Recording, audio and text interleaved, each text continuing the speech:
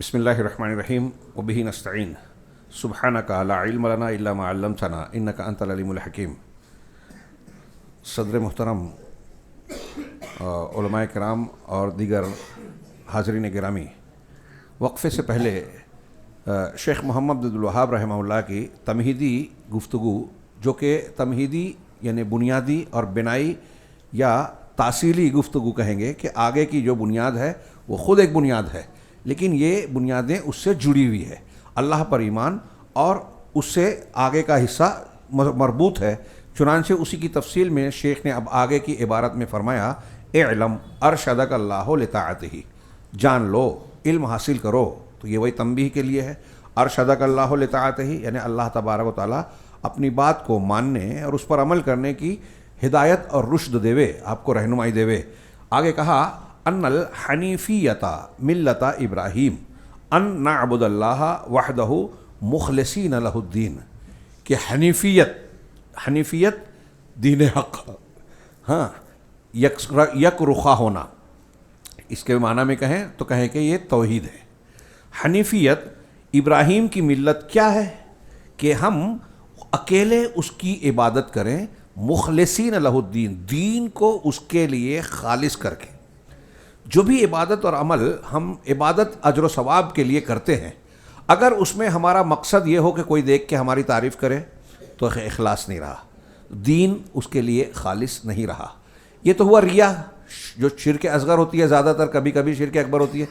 اگر ایک آدمی نے شرک اکبر کیا، کسی غیر اللہ کو سجدہ کیا یا کسی غیر اللہ سے پکارا، دعا کی، دعا مانگی، شیخ عبد القادر جیلانی یا کسی اور بزرگوں سے دعا مانگی، استغاثہ کیا، ہاں، شرک کا عبادت کی کوئی بھی قسم غیر اللہ کی طرف پھیری اور شرک اکبر کر لیا اور توبہ نہیں کی تو آپ کا اخلاص ختم ہو گیا۔ ہاں، تو اللہ تبارک و تعالیٰ یہ شیخ کہہ رہے ہیں کہ دین کو خالص کر کے اللہ کی اکیلے عبادت کرنا، یہی ملت ابراہیمی حنیفیت ہے۔ یہ عبارت حنیفیت اور ملت ابراہیم کہاں سے لایا؟ آپ یاد کیجئے کہ اللہ تعالیٰ نے رسول اللہ صلی اللہ علیہ وسلم کو اور آپ کے ذریعے سے ہم کو اور آپ کو حکم دیا، ثم اوحینا الیک ان اتبع ملت ابراہیم حنیفا، پھر ہم نے آپ کی طرف یہ وحی کی کہ ملت ابراہیمی کی پیروی کیجئے، اتباع کیجئے، حنیفا یکسو ہو کر۔ تو حنیف کا معنی کیا ہوا؟ اور ایک تو پہلی بات تو یہ کہ ملت ابراہیمی کی پیروی کرنی ہے۔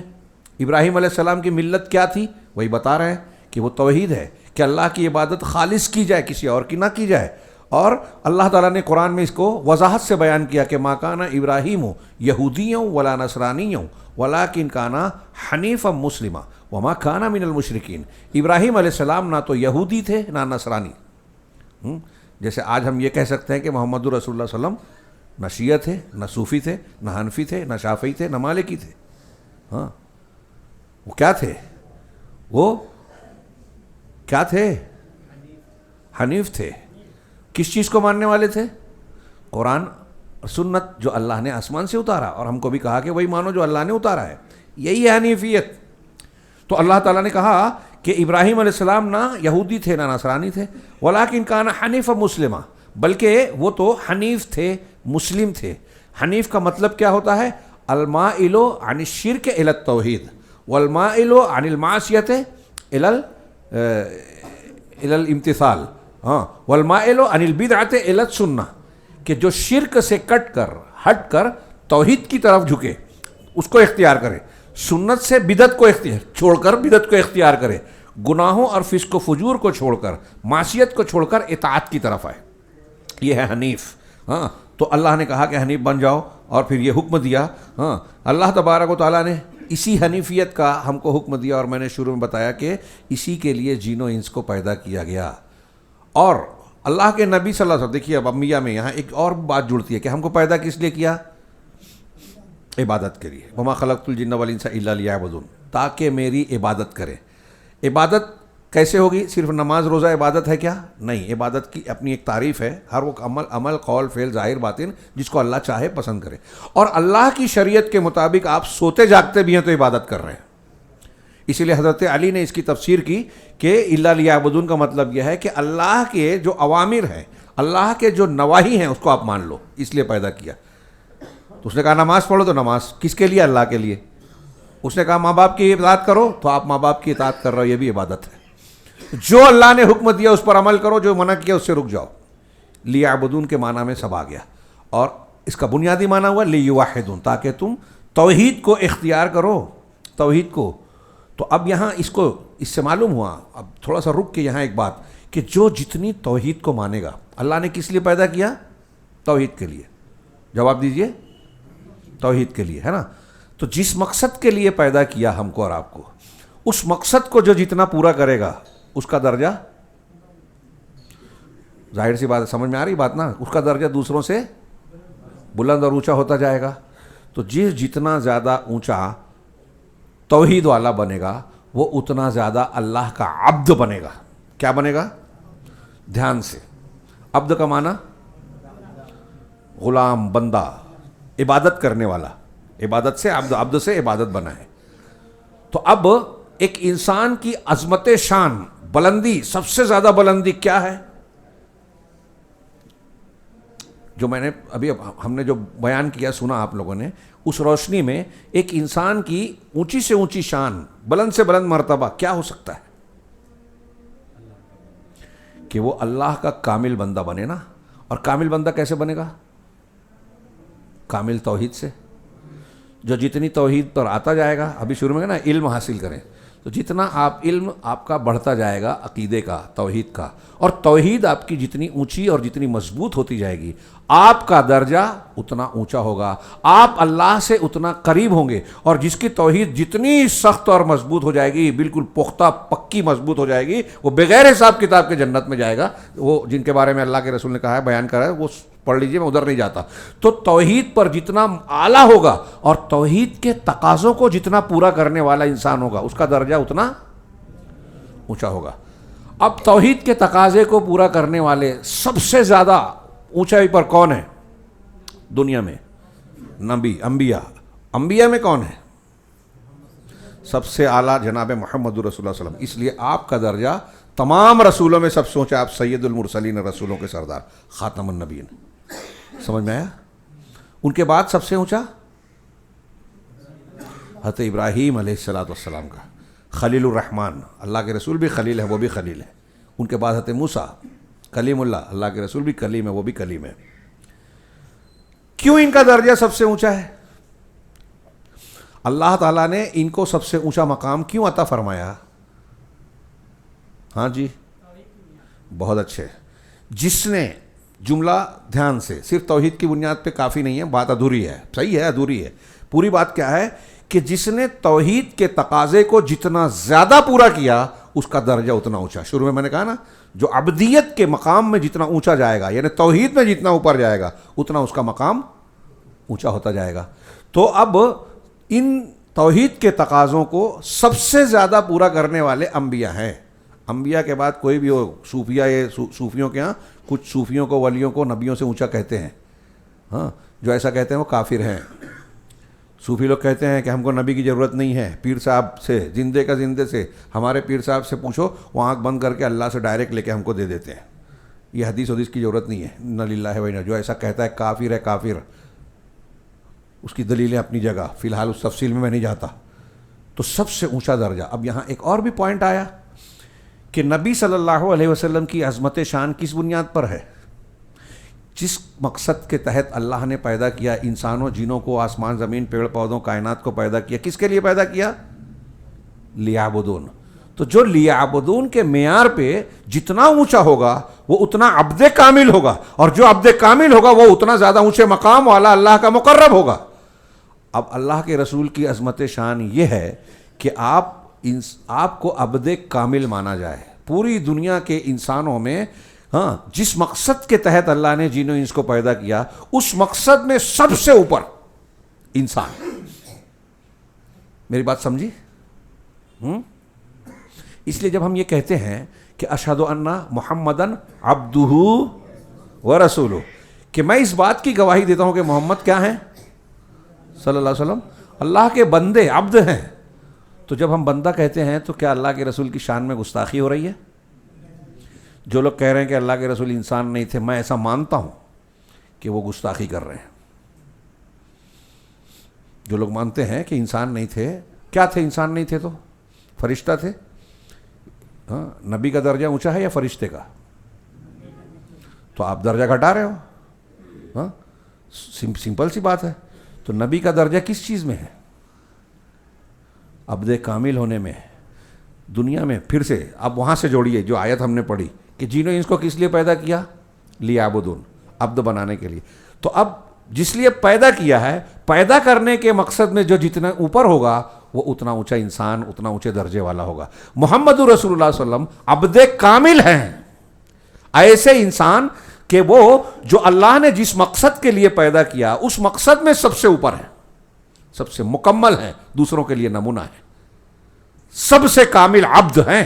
اس لیے آپ کو عبد ماننا آپ کی عزت ہے، آپ کی تعظیم ہے، آپ کا اشرف ہونا ہے.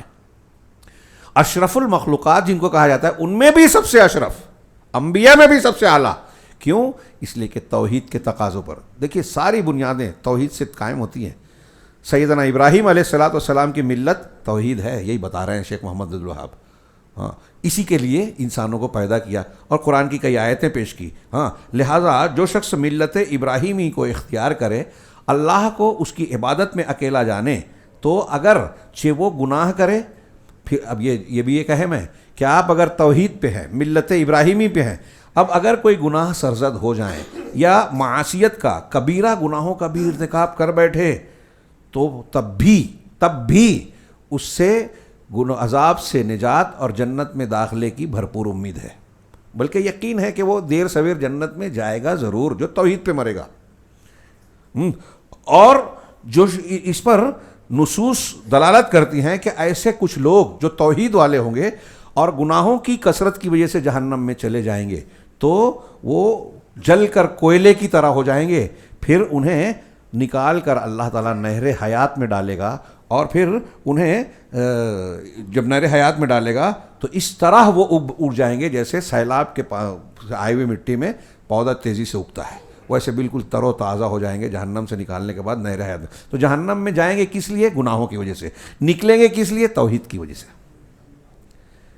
توحید تھی لیکن ایسی کمزور تھی کہ ان کو حقوق ادا کرنے اور گناہوں سے بچنے پر نہیں ابھارتی تھی، اس لیے جہنم میں چلے گئے.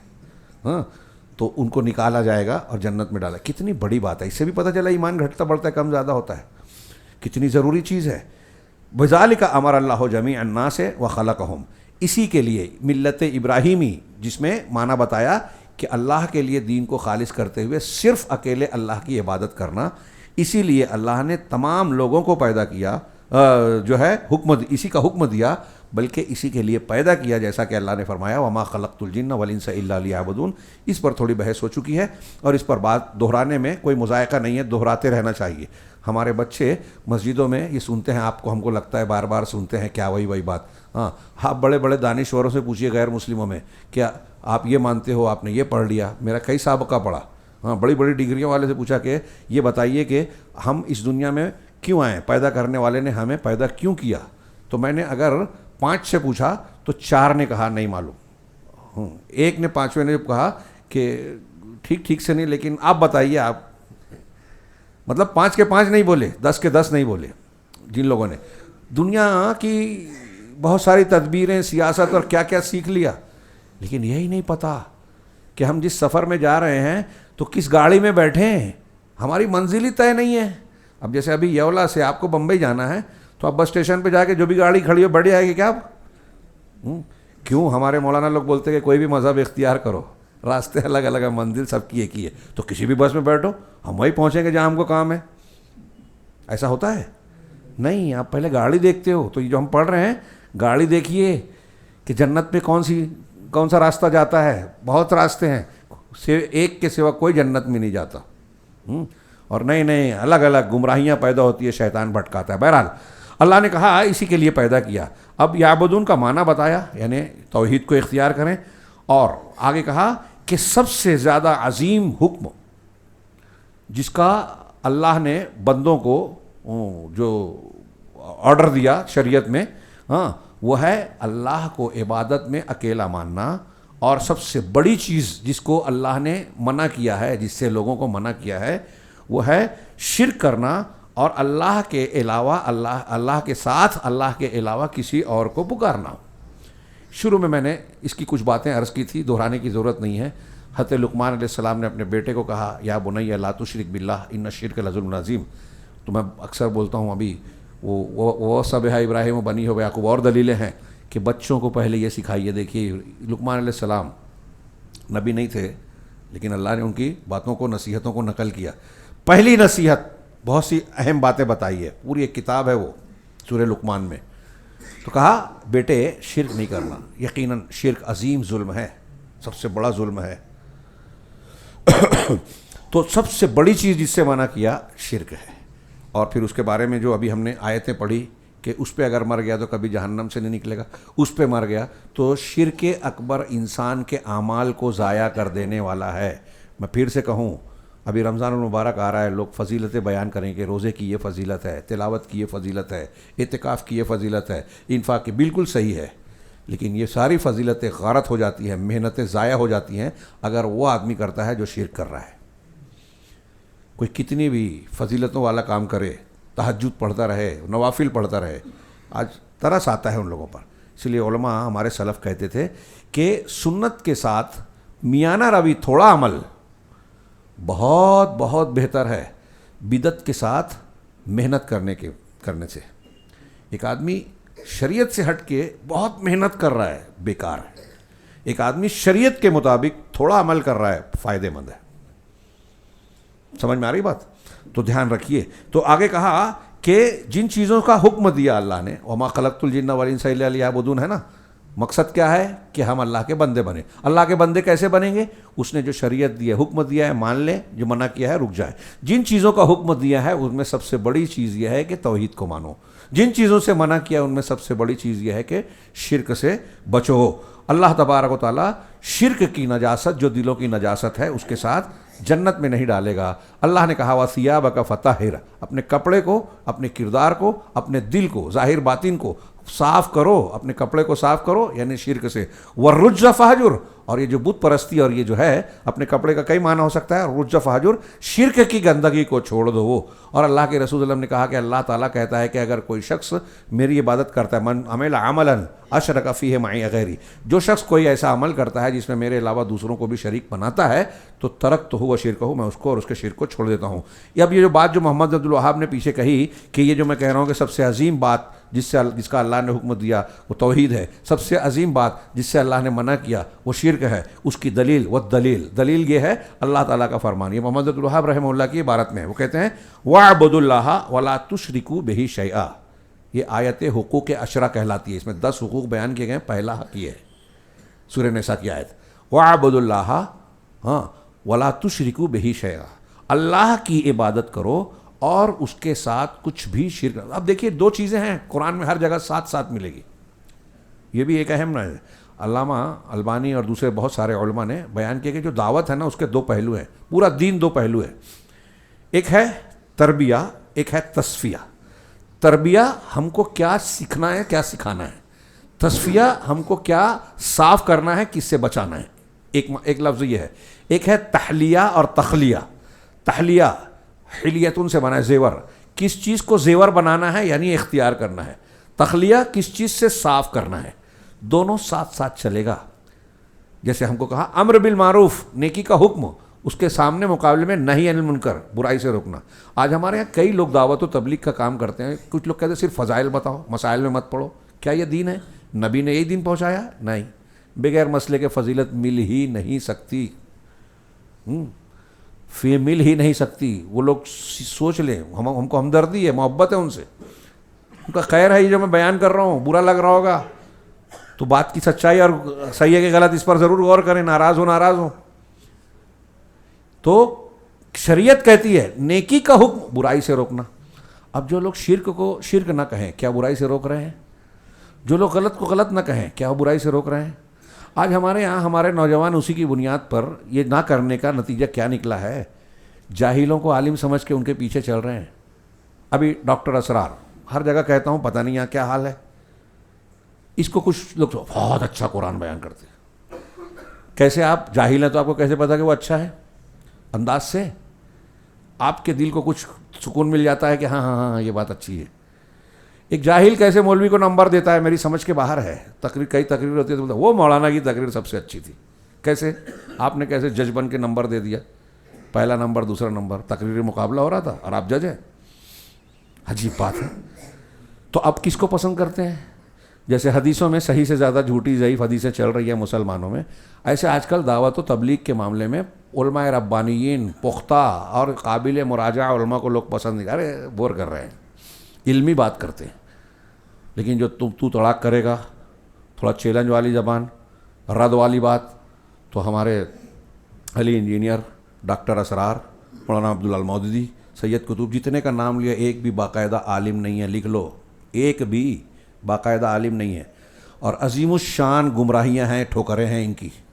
ڈاکٹر اسرار صحابہ کے بارے میں شیعیت کے قائل ہیں. سنی اور شیعہ کے اختلاف کا کہتے ہیں کوئی خاص بات نہیں، تاریخی ہے.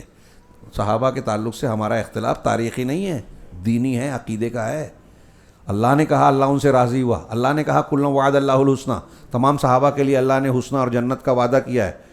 اور شیعہ کہتا ہے کہ وہ بری ہے، کافر ہے، مرتد ہو گئے تھے.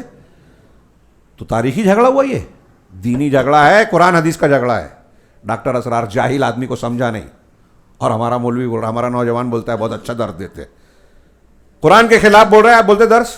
اس سے بھی بڑی خطرناک بات میرے موبائل میں ہے، حافظ تو آپ پاس کئی ہوگی. وہ کہتا ہے کہ هو الاول والآخر والظاہر والباطن، سورہ حدید کی ابتدائی آیتوں میں ہے کہ اللہ ہی اول ہے، آخر ہے، ظاہر ہے، باطن ہے. تو ڈاکٹر اسرار کہتا ہے کہ یہ آیت وحدت الوجود کے بارے میں نص قطعی ہے. یہ جو پڑھ رہے ہیں ہم، اتنی محنت کر رہے ہیں توحید کے بارے میں، اگر آپ نے وحدت الوجود مان لیا کہ صحیح ہے تو یہ توحید پوری آپ کی ختم ہو گئی. دنیا میں اہل علم نے بیان کیا، حنفی پرانے علماء نے کہا کہ حلول اور وحدت الوجود سے بڑا شرک اور کفر کوئی ہے ہی نہیں. وحدت الوجود کا مطلب یہ کہ ہر چیز میں اللہ ہے، اس کھمبے میں ہے، اس پنکھے میں ہے، اس دیوار میں ہے، آپ میں ہے، مجھ میں ہے. وہ جو ہندو لوگ مانتے ہیں، ہندوؤں کا عقیدہ ہے یہ ایک طبقے کا، یونانیوں کا تھا، ان کا جو اصلی شنکر آچاریہ گزرا ہے نا، اس کا عقیدہ تھا وحدت الوجود والا. اس سے لیا صوفیہ نے اور اس کو گھسا دیا قرآن میں، قرآن کی تشریح میں. اور یہ ڈاکٹر اسرار اس کفر کو قرآن سے ثابت کر رہے ہیں، اور ہم بول رہے ہیں اچھا درس دے رہا ہے.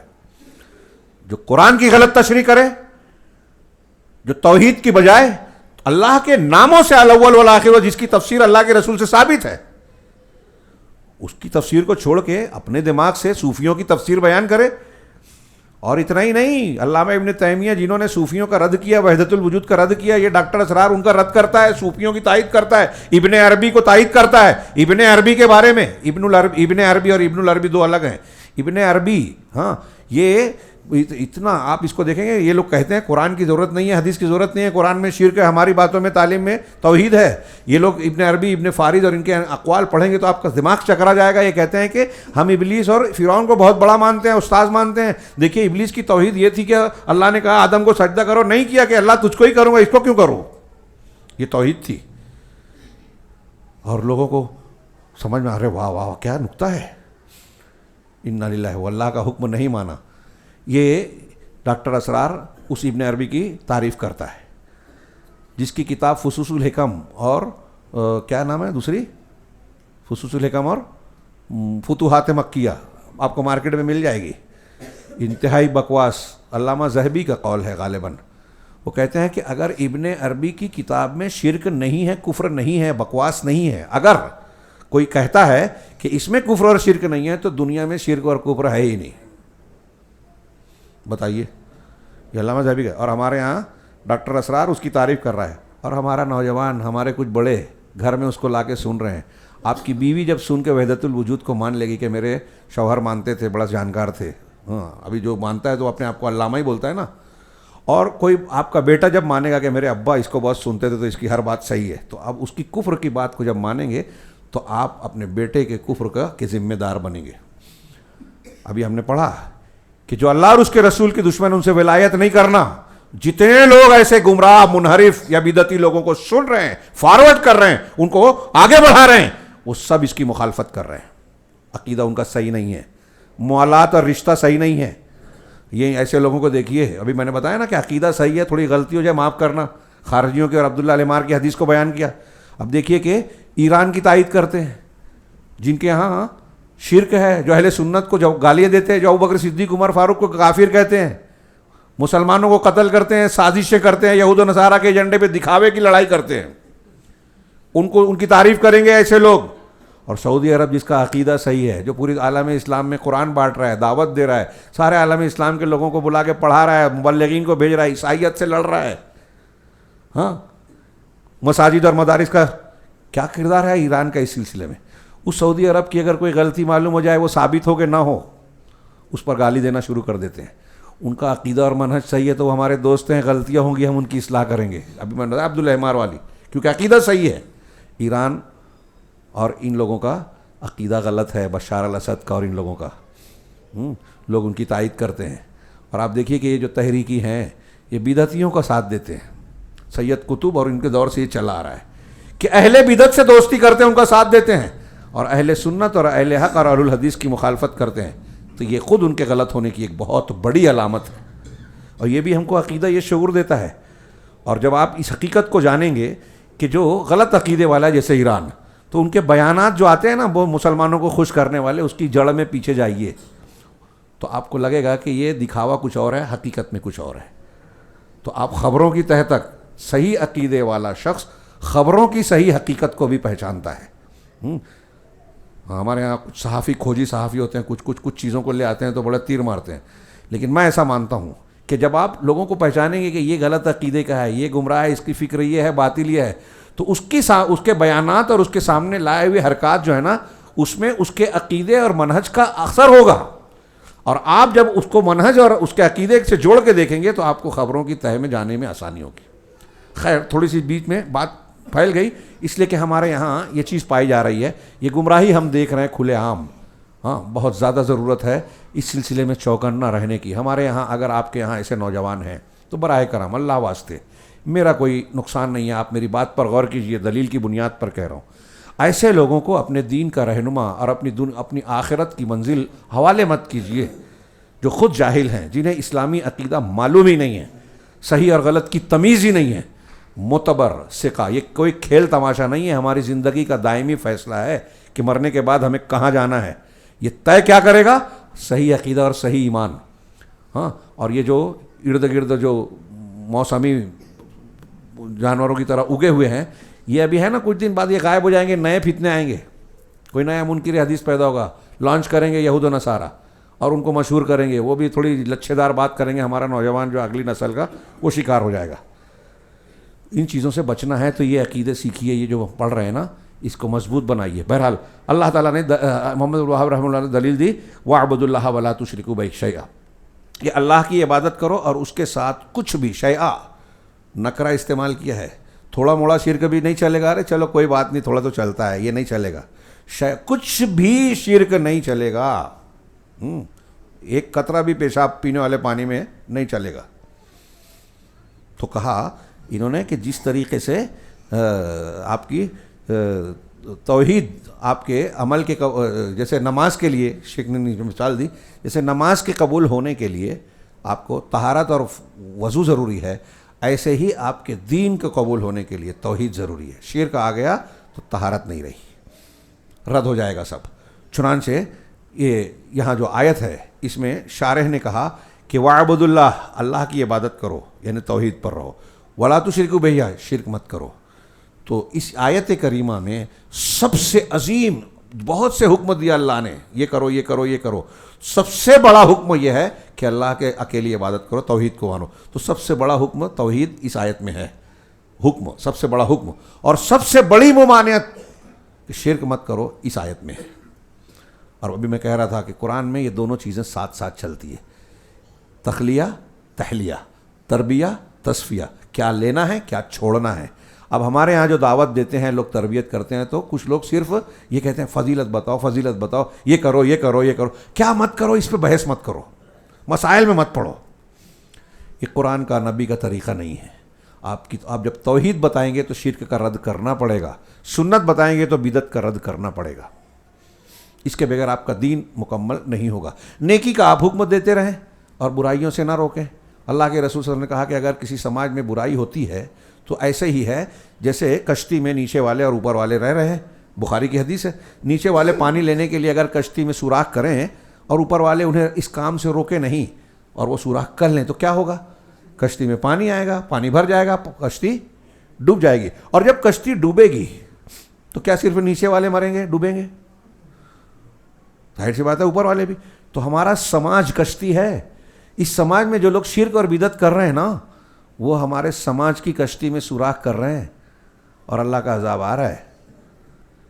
تو اگر آپ چاہتے ہو کہ ہماری کشتی ڈوبنے سے بچ جائے تو جو سماج میں آپ کے ارد گرد میں جو لوگ شرک بدعت کر رہے ہیں ان کو رد کرنا پڑے گا, نہی عن المنکر کرنا پڑے گا. صرف امر بالمعروف سے کام نہیں چلے گا. کبھی کبھی زیادہ اہم یہ ہے کہ آپ برائی سے روکیں. آپ روکیں, سامنے والا رکتا ہے نہیں رکتا ہے پھر اپنی جگہ پہ. ہاں, سنیچر والوں کو مچھلی سنیچر کے دن پکڑنے سے جن لوگوں نے منع کیا اللہ نے ان کو چھوڑ دیا, اور انہوں نے منع کیا تھا تو اپنے آپ کو بچایا. اور یہ بھی امید تھی, قرآن نے کہا کہ اگر اس میں سے ہو سکتا ہے کچھ سدھر بھی جائیں, توبہ کر لیں تو یہ ایک فائدہ ہوگا.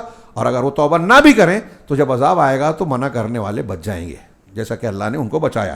تو بہرحال اس میں یہ چیزیں. اب اس کے بعد ہمارا فَإِذَا قِيلَ لَكَ, اب اس تناظر میں اب جو حاصل ہو رہا ہے 3 بنیادیں.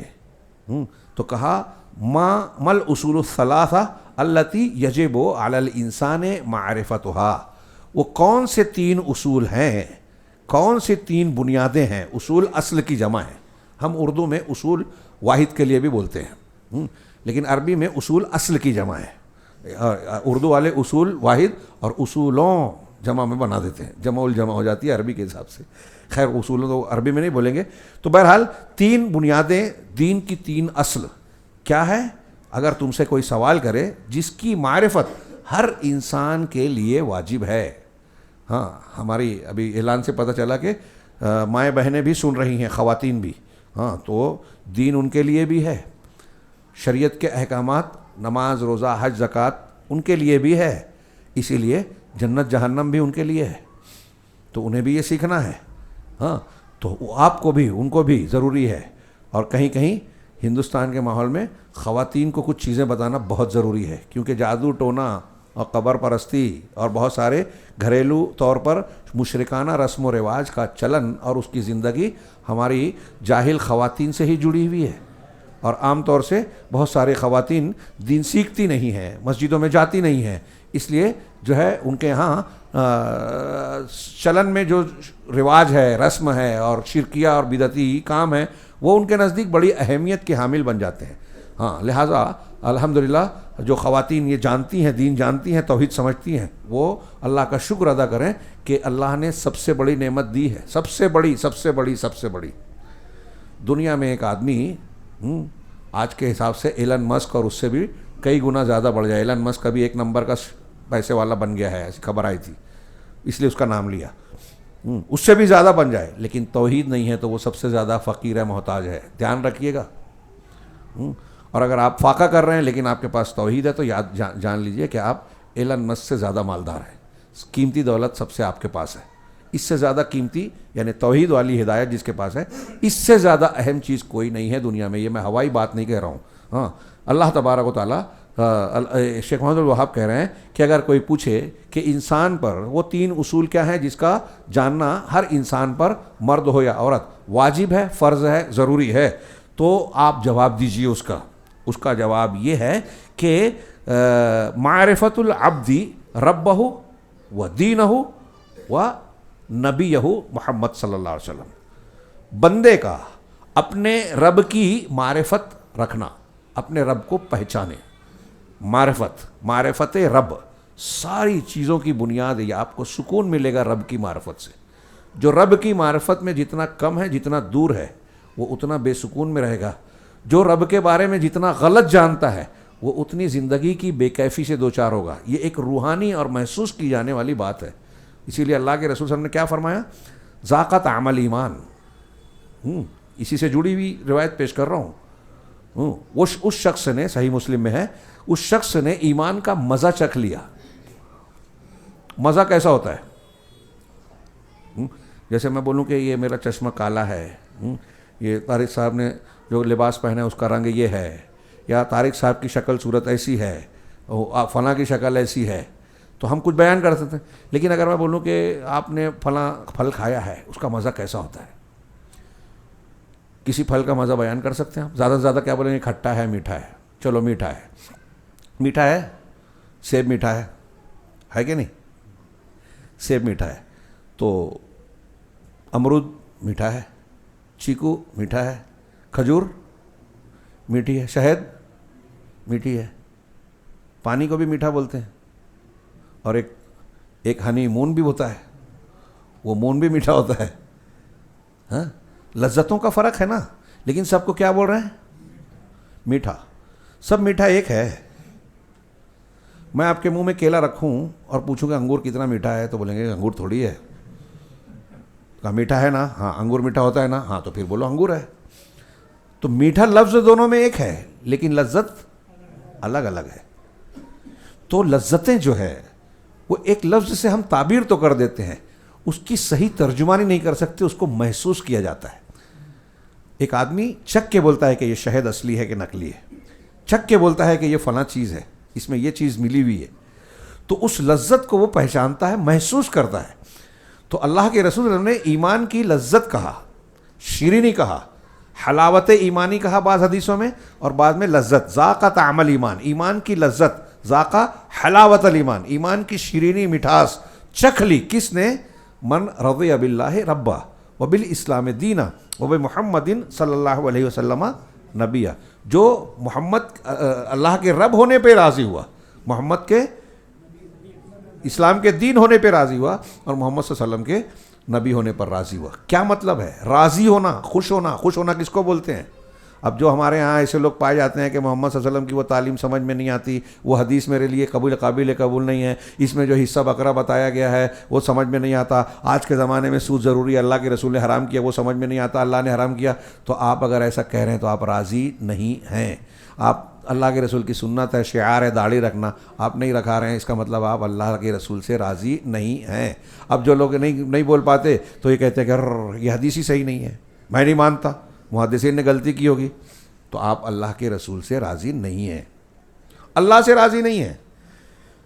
تو اللہ کے رب ہونے پر راضی, مطلب رب ہونے کی حیثیت سے اللہ نے ہم کو امیر بنایا, غریب بنایا, گورا بنایا, کالا بنایا, لمبا بنایا, ناٹا بنایا, ہندوستان میں پیدا کیا, سعودی عرب میں, سری لنکا میں, برما میں, جہاں پیدا کیا, وہ رب ہے, اس کی ربوبیت ہے.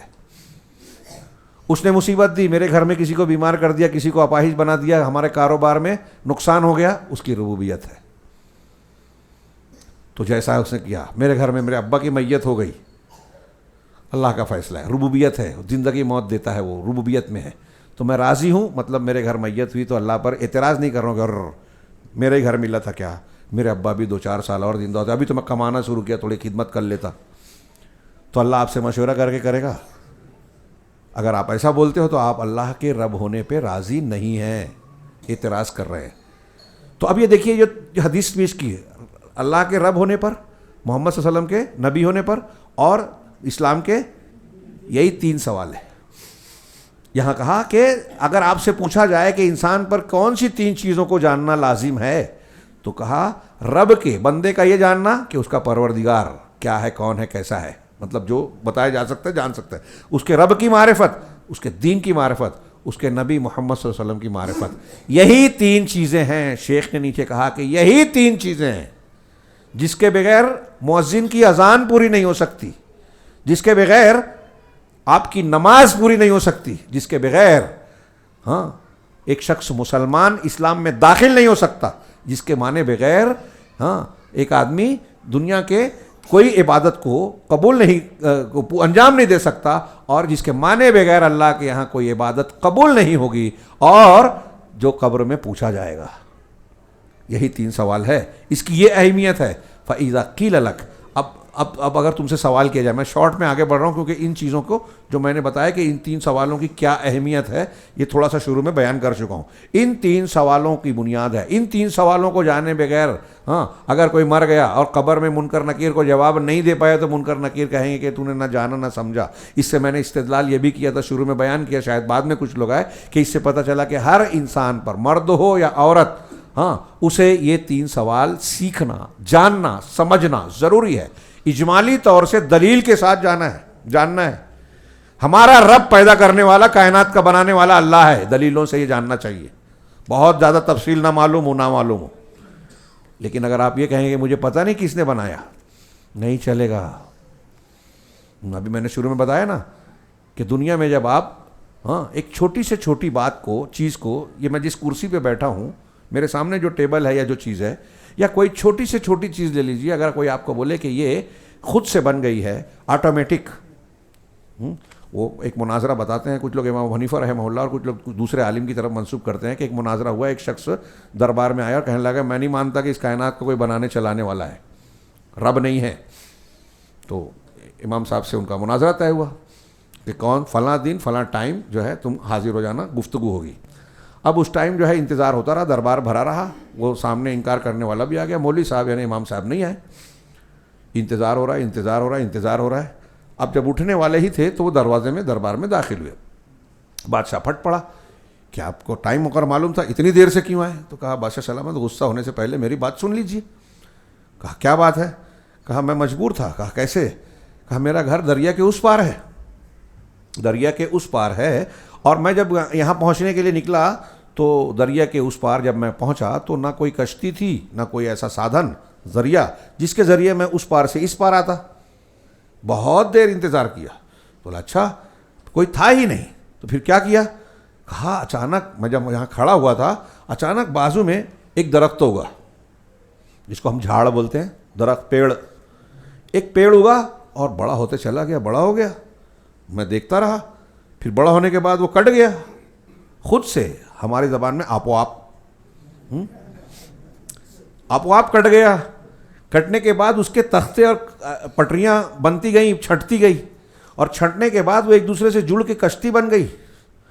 آپ و آپ، خود بخود. تو وہ کشتی بن گئی، اور کشتی بننے کے بعد پانی میں کنارے پہ آ گئی. میں اس میں بیٹھ گیا اور خود سے اس نے مجھے اس پار چھوڑ دیا. تب میں پہنچا ہوں.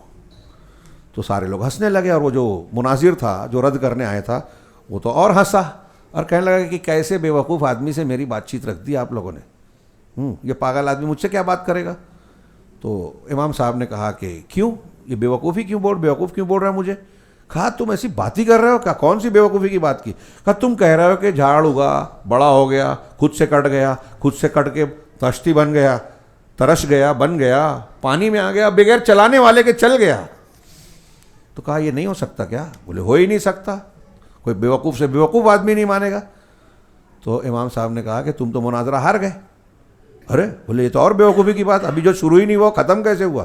تو بولے ختم ہو گیا.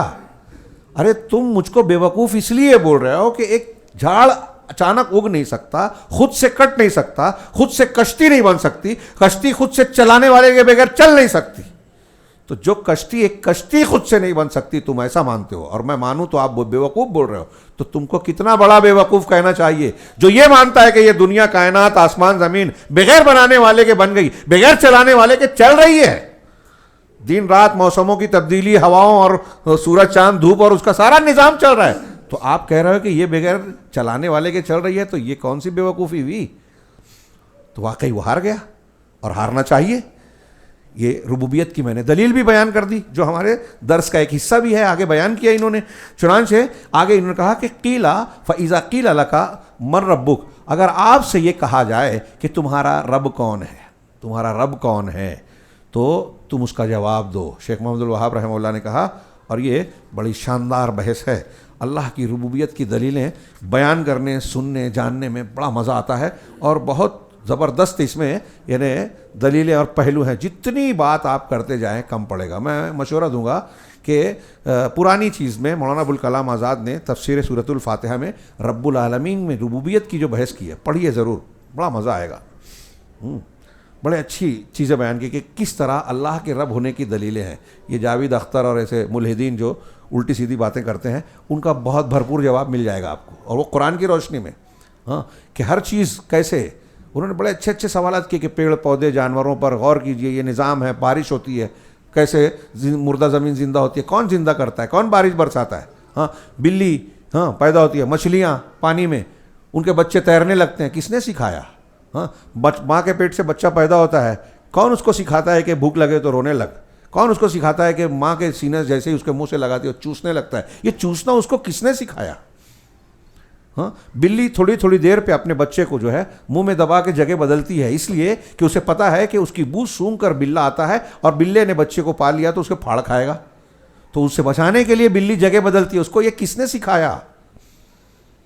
مولانا آزاد نے اس کی تشریح کی، الذی خلق فسوی سبح اسم ربک الاعلی، الذی خلق، جس نے پیدا کیا، فسوی، ٹھیک ٹھاک کیا، تسویہ کیا، برابر ہر عضو کو بہتر بنایا، ناک کہاں، کان کہاں، آنکھ کہاں، کیسی ہونی چاہیے، کتنی بڑی ہونی چاہیے، ٹھیک ٹھاک بنایا، نقص درست کیے، والذی قدر، اور جس نے ہر چیز کا اندازہ ٹھہرایا، مقدر کیا، کون کہاں کتنا ہونا چاہیے، ہاں، وفہدا، اور پھر اس کے ہدایت دی، راستہ بتایا۔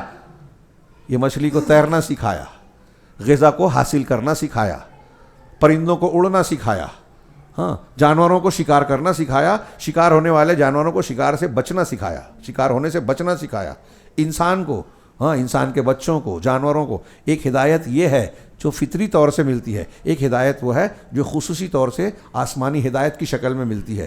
ہدایت کی بھی کئی قسمیں ہیں، عمومی ہدایت اور خصوصی ہدایت۔ تو اللہ تبارک و تعالیٰ نے، شیخ نے جواب دیا کہ میرا رب جب تم سے پوچھے کہ تمہارا رب کون ہے تو آپ جواب دیجئے کہ میرا رب وہ ہے جس نے میری پرورش کی، ربانی تربیت کی۔ تربیت ہم اردو میں بولتے ہیں، یہ رب سے ہی بنا ہے۔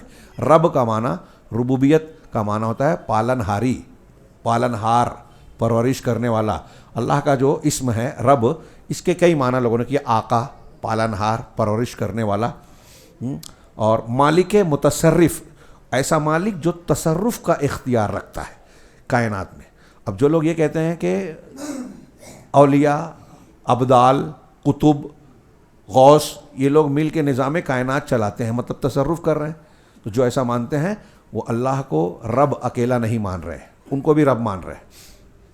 جن کے بارے میں مانتے ہیں کہ حضرت علی کائنات میں کچھ کرتے ہیں، تصرف کرتے ہیں، تو جو تصرف کرنے والا حضرت علی کو مانے، شیخ عبد القادر جیلانی کو مانے، نبی کریم صلی اللہ علیہ وسلم کو مانے، فرشتوں کو خود سے کرنے والا مانے، وہ ربوبیت میں شرک کرنے والا ہوگا۔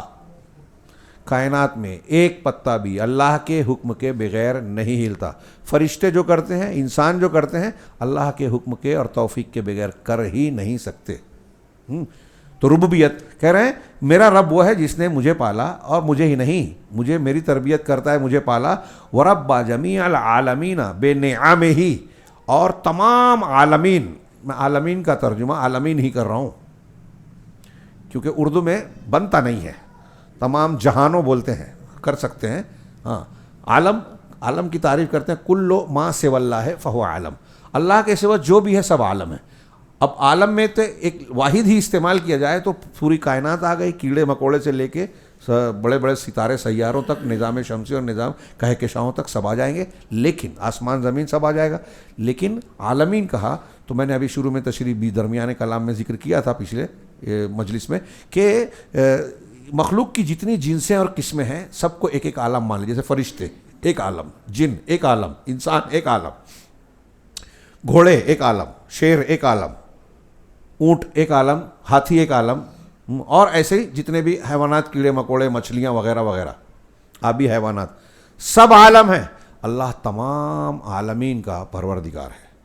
صرف اس ایک لفظ پر غور کیجئے اور پھر اس کی تفسیر پر غور کیجئے۔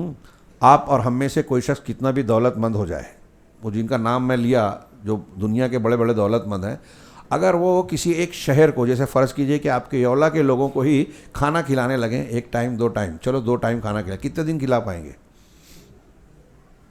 2 ٹائم کھانا کھلانے کی بات ہے، ہاں، 2 سے تیسرے دن ہی بولیں گے اتنا کیسے خرچہ، یہ تو بجٹ بہت بڑا ہو رہا ہے، ڈر پیدا ہو جائے گا نا۔ ہاں، کوئی کھلا پائے گا؟ صرف کھانا کھلانے کی بات کر رہا ہوں، ہاں، کھانا کھلا پائے گا صرف؟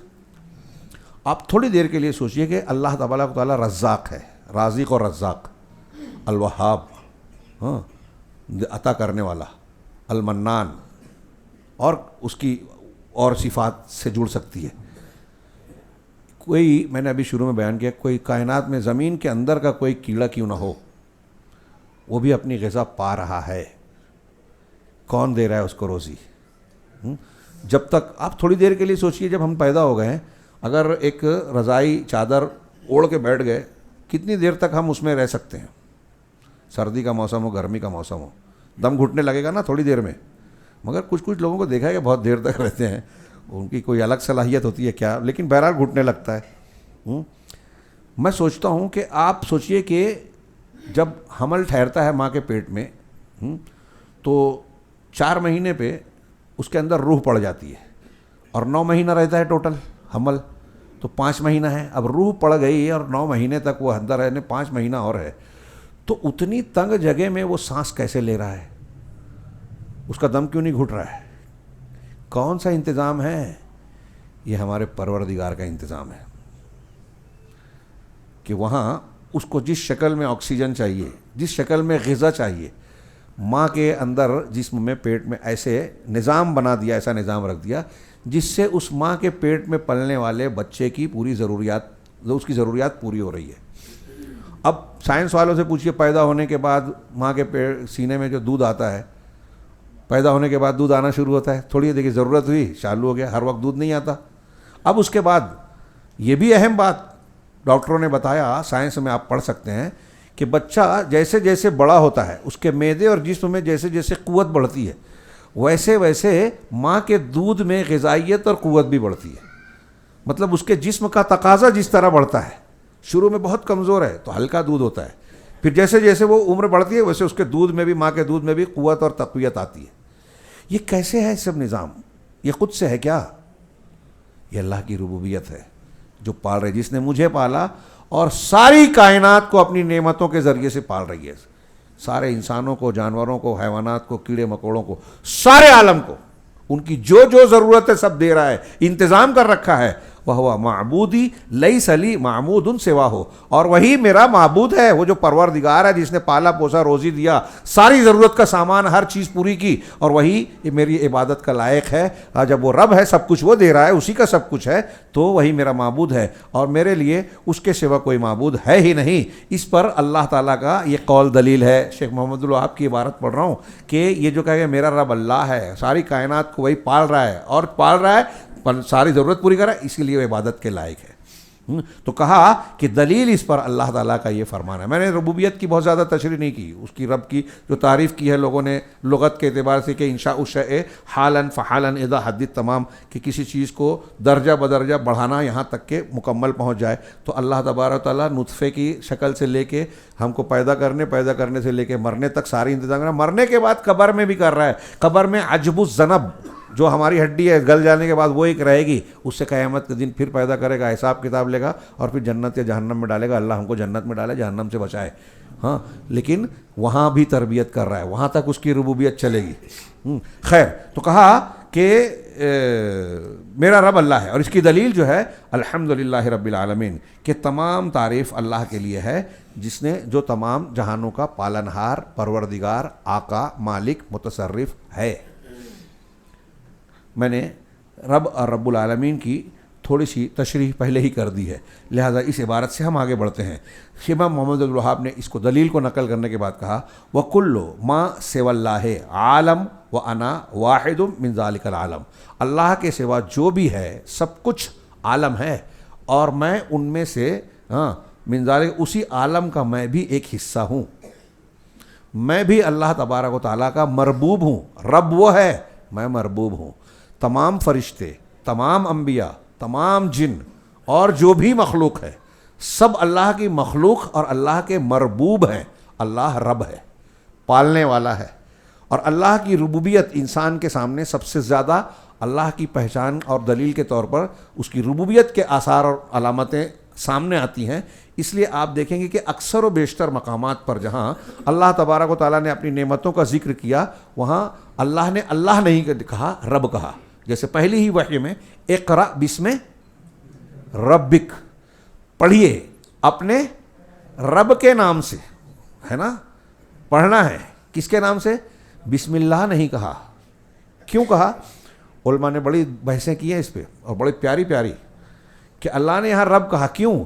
اس لیے کہ انسان کے لیے اللہ تبارک و تعالیٰ کی پہچان کرنے کی سب سے واضح چیز اس کی ربوبیت کی چیزیں ہیں. جس کو یہاں انہوں نے آگے بیان کیا. تو اب سوال کیا کہ میں بھی ان میں سے ایک ہوں اور عالم کا ایک حصہ ہوں.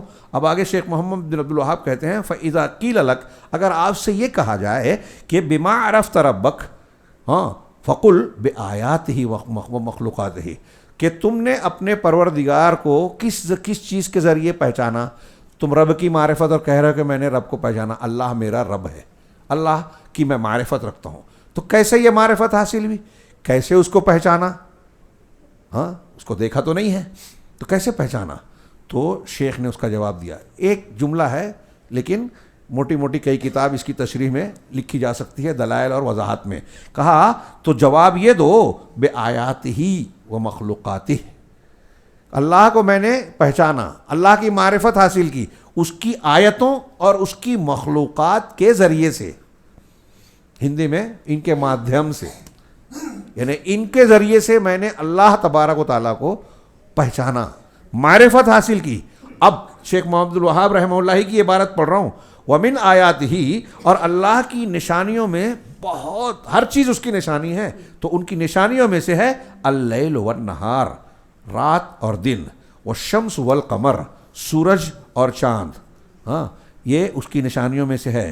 اور اس کی من آیاتہ و من مخلوقاتہ، اور اس کی مخلوقات میں سے، اس کی مخلوقات میں سے ہیں السماوات السبع والارضون السبع وما فیہن وما بینہما، کہ ساتوں آسمان، ساتوں زمینیں، اور جو کچھ آسمانوں اور زمین میں ہے اور جو کچھ آسمانوں زمین کے بیچ میں ہیں، سورج چاند ستارے کہکشائیں جتنے ہیں سب ان کے بیچ میں، سب چیزیں آ گئی. تو اللہ تعالیٰ کی آیتوں میں جو آیت کا ذکر کیا، تو اس میں جو مثال دی وہ صرف مخلوقات میں سے دی، جو کہ اس کی مخلوقات میں بھی آ جاتی ہے. اللہ کی آیات کا جو ذکر کیا، تو آیتیں دو طریقے کی ہیں. ایک آیات کونیہ، کون کائنات جو ہم بولتے ہیں اردو میں، یہ عربی سے ہی ہے، کون سے ہے کائنات. تو کائنات کی نشانیاں، یعنی آسمان، زمین، پیڑ پودے، جو بھی ہم کو کائنات میں نظر آ رہا ہے وہ ساری چیزیں اس میں آ گئی، مادی اور فزیکل طور پہ جو نظر آتی ہیں. اور اللہ کی نشانیوں میں دوسری نشانیاں ہیں آیات قرآنیہ، قرآن کی آیتیں جو تلاوت کی جاتی ہیں. اسی ضمن میں ہم بعض جو قرآن نے بیان کیا، رسول اللہ صلی اللہ علیہ وسلم نے بیان کیا، بعض ایسی آیتوں کا ذکر کر سکتے ہیں جس کا یہاں ذکر نہیں ہے، کہ آیات فطریہ اور آیات معنویہ. کچھ آیتیں ایسی ہیں جو فطرت، وہ قرآنی میں آ جاتی ہے لیکن میں اس کو الگ کر رہا ہوں، کہ انسان بغیر قرآن حدیث کے اپنی فطرت سے پہچانتا ہے، جانتا ہے کہ اللہ اوپر ہے. ابھی ہمارے یہاں کچھ لوگ سوال اٹھاتے ہیں اللہ اوپر ہے کہ نیچے کہاں ہے؟ تو اوپر ہے. اس کی بہت سی دلیلوں میں سے ایک دلیل اہل علم نے یہ بیان کی ہے. 1000 سے زیادہ قرآن حدیث میں دلیلیں ہیں کہ اللہ اوپر ہے، عرش کے اوپر ہے. ہمارے صوفی لوگ اور بہت سے لوگ نہیں مانتے، بولتے ہیں اللہ ہر جگہ، علم سے ہر جگہ ہے، ذات اس کی اللہ آسمان پہ ہے. تو کچھ لوگ کہتے ہیں کہ اوپر نہیں مانتے. تو اس کی جو دلیلیں اس کا رد کرتے ہوئے دلیلیں دی، اس میں سے ایک دیا کہ کوئی بھی انسان ہو، یہاں تک کہ ایک چھوٹا بچہ ہو، جب دعا کرتا ہے نا، اللہ سے مانگتا ہے نا، تو ہاتھ بھی اوپر کی طرف اٹھاتا ہے اور دل میں اس کی توجہ بھی اوپر ہوتی ہے. یہ نیچرل اس کے اندر کی فطرت کہہ رہی ہے، دلیل کہہ رہی ہے، فطری دلیل کہ اللہ اوپر ہے. یہاں تک کہ غیر مسلم بھی اوپر والا بولتا ہے، وہ اللہ کو جس نام سے اور جس شکل میں بھی مانتا ہو، لیکن عموماً غیر مسلم بھی اوپر والا کہتے ہیں اس کو جو پروردگار پالنہار ہے، جس کو مانتے ہیں. بلکہ ایک مناظرہ بھی اسی پہ جیتے، وقت زیادہ ہو رہا ہے. شیخ کیا کروں میں تھوڑا سا بولوں 5-10 منٹ اور؟ یہ ربوبیت والی تھوڑی سی بحث کر لیں، باقی دو کو پھر انشاءاللہ اگلی مجلس کے لیے اٹھا رکھیں گے. تو شیخ نے کہا کہ اس کی آیتیں، اللہ کو ہم نے پہچانا، اللہ کی معرفت، رب کی معرفت کیسے؟ اس کی آیات اور اس کی مخلوقات کے ذریعے. اب آیات میں آیات قرآنیہ ہیں، یعنی قرآن کی آیتیں. امل آیات الکونیہ رہے کائنات کی آیتیں، نشانیاں، تو ان کو بھی قرآن میں بیان کیا گیا ہے. تو اس میں رات اور دن بھی ہیں. اللہ تبارک و تعالیٰ نے ارشاد فرمایا. اب یہاں کئی آیتیں نقل کی ہے انہوں نے، اور اس طرح کی دلیلوں سے قرآن بھرا ہوا ہے زبردست. اس میں آپ تحقیق، میں نے خود ایک کتاب لکھی ہے، ابھی اس کا نسخہ میرے پاس بھی شاید ختم ہو گیا تھا، ایک سے میں نے مانگا. اس میں کچھ غلطیاں ہیں، درست کرنا ہے. کہ قرآن اور دلائل توحید، موٹی کتاب ہے، ہو گئی ہے، لیکن مجھے بھی احساس ہے کہ اس میں نے موٹی کتاب ہونے کے باوجود ابھی بہت سی چیزیں اس میں ڈالی جا سکتی ہیں، اور توحید کی دلیلیں تو بے شمار ہے. خیر، تو یہاں بیان کیا وَجَعَلْنَا اللَّيْلَ وَالنَّهَارَ آیَتَيْنِ، کہ ہم نے رات اور دن کو دو نشانیاں بنایا. فَمَحَوْنَا آیَتَ اللَّيْلِ، رات کی نشانی کو ہم نے جو ہے مٹا دیا، مطلب اندھیرے میں ڈال دیا، وہ اس طرح سے کھلی نہیں ہے جیسے دن کی ہے. وَجَعَلْنَا آیَتَ النَّهَارِ مُبْصِرَةً، اور دن کی آیت کو، نشانی کو ہم نے کھلا رکھا. کیوں؟ لِتَبْتَغُوا فَضْلًا مِّن رَبِّكُمْ، تاکہ تم اپنے رب کے فضل کو تلاش کرو، روزی اور روٹی حاصل کر سکو. دن کے اجالے میں کسب و کمائی کی جائے اور رات کے اندھیرے میں آرام کیا جائے، سکون حاصل کیا جائے. ہاں، وَلِتَعْلَمُوا عَدَدَ السِّنِينَ وَالْحِسَابَ، اور یہ رات دن کا نظام اس لیے بھی بنایا تاکہ تم سالوں اور حساب کا وہ جو ہے علم جان سکو. یعنی کیلنڈر اور دن رات تو ہم تاریخ مقرر کرتے ہیں، وقت دیتے ہیں، نماز کے اوقات، حج کے ایام، روزے کے ایام، پھر اس کے بعد جو ہے لین دین کے لیے، یا ایک سال میں یہ ہو گیا تعلیمی اوقات. یہ سارا جو نظام چل رہا ہے یہ اللہ کے بنائے ہوئے اس نظام سے جڑا ہوا ہے. یہ ایسے ہی ہے کیا؟ اللہ نے ہمارے لیے سہولت کے طور پر بنایا.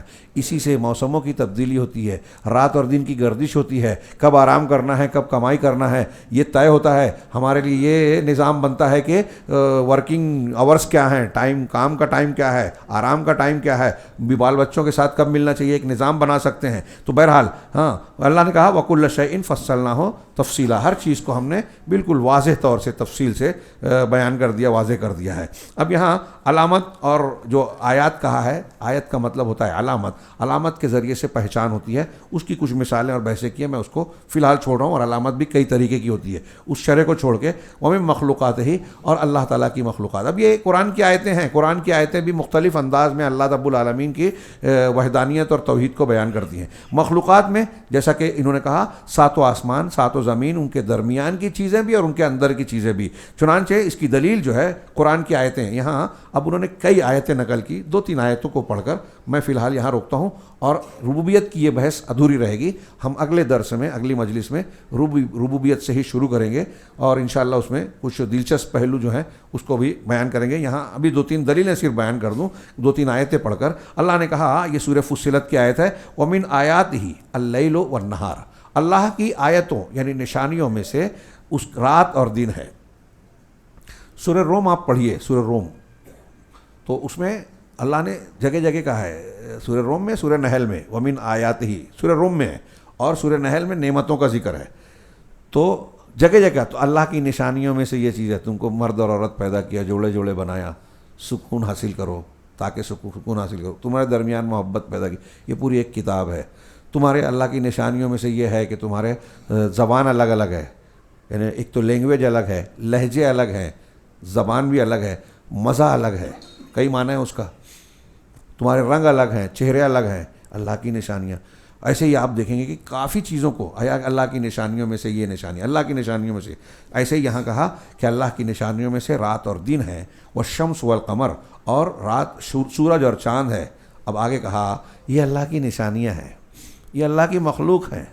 تو اللہ نے آگے کہا لا تسجدوا للشمس ولا للقمر واسجدوا للہ الذی خلقہن. آیت سجدہ ہے یہ، کہ سورج اور چاند کو سجدہ مت کرو.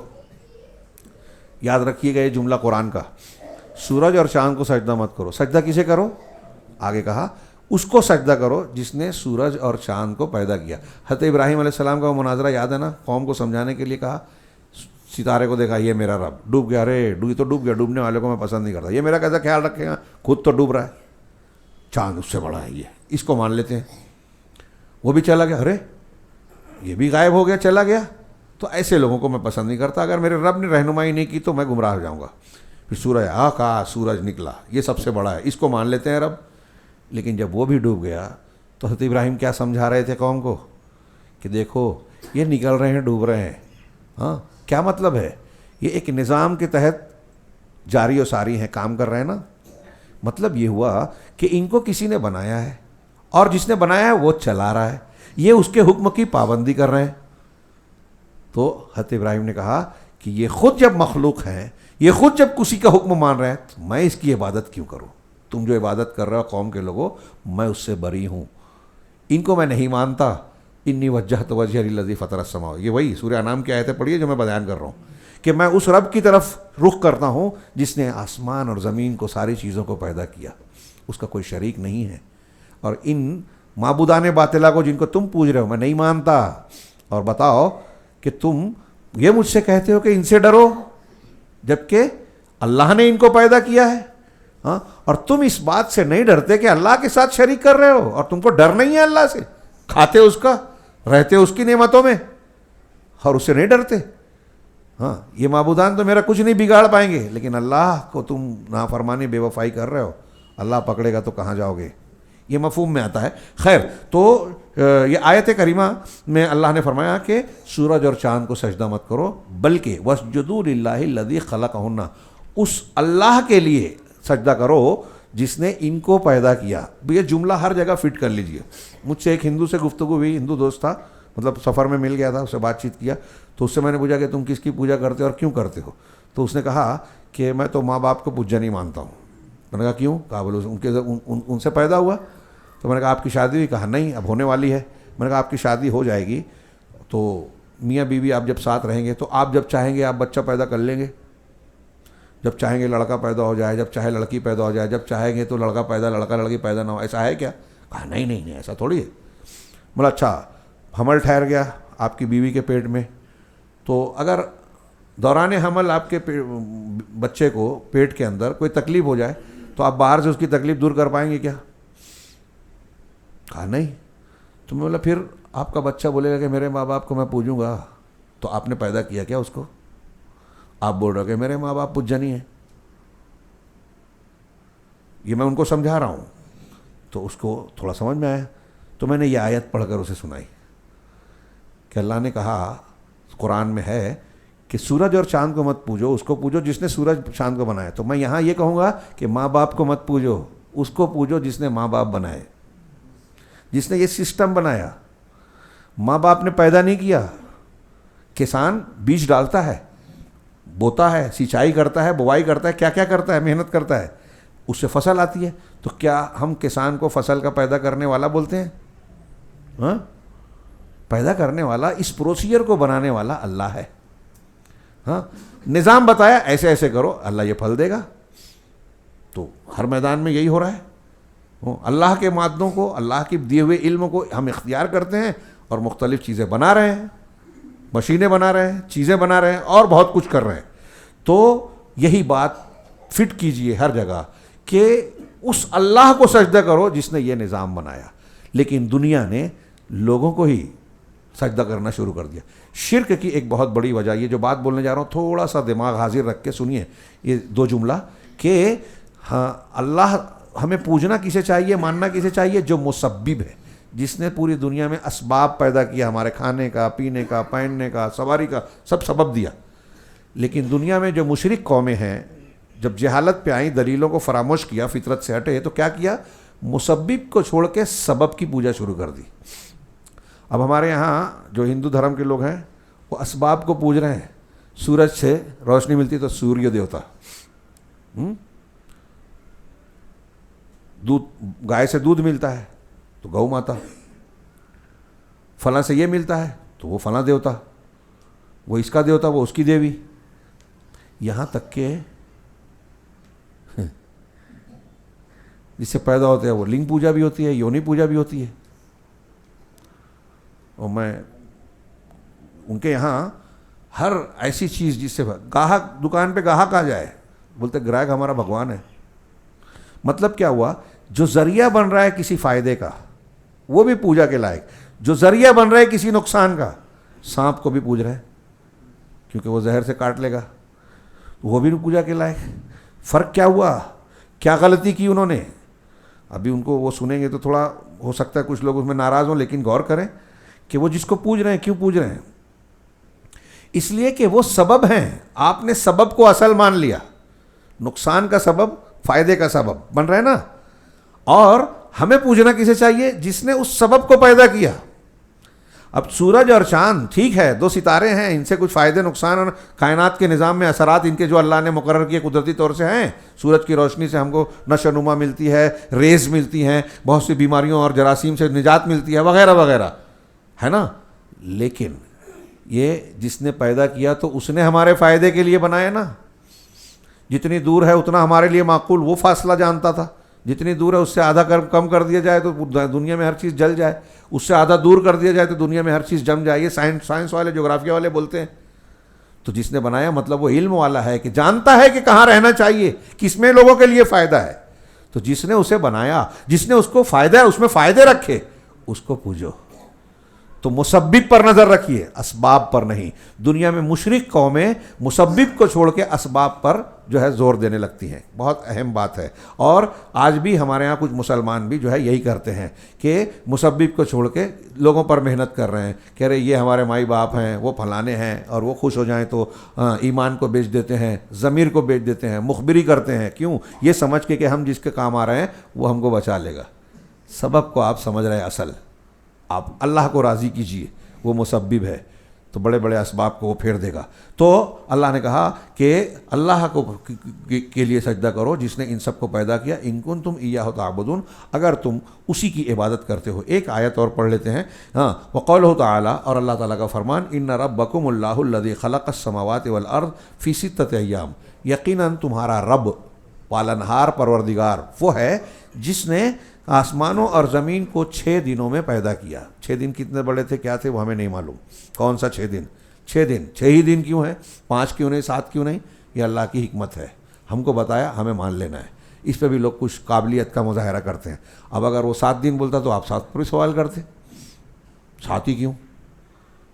تو جیسے 7 ہی کیوں نہیں ہے, یہ 7 نہیں ہے تو 6 ہے, اللہ کی مشیت مرضی. تو 6 دنوں میں آسمانوں اور زمینوں کو پیدا کیا. ثم استوى علی العرش, پھر وہ عرش پر مستوی ہو گیا, قائم ہو گیا. ہاں, استوا مانا قاما ارتفع, ہم بلند ہوا. کچھ لوگ اس کا انکار کرتے ہیں, اس کی کیفیت پہ بحث کرتے ہیں, یا اللہ کے عرش پر مستوی ہونے کا انکار کرتے ہیں. کئی گمراہ فرقے اس میں پڑ گئے, اور ہمارے ہندوستان میں بہت سے صوفی, بہت سارے صوفیوں کو ماننے والے اس معاملے میں غلط عقیدے کے شکار ہیں. یہ کوئی چھوٹی موٹی گمراہی نہیں ہے. ہاں, ہمارے ڈاکٹر اسرار جیسے لوگ اس سلسلے میں غلط بیانی کرتے ہیں, گمراہ بیان کرتے ہیں. تو اللہ عرش پر یغشی اللیل النہار, رات سے دن کو ڈھانپتا ہے.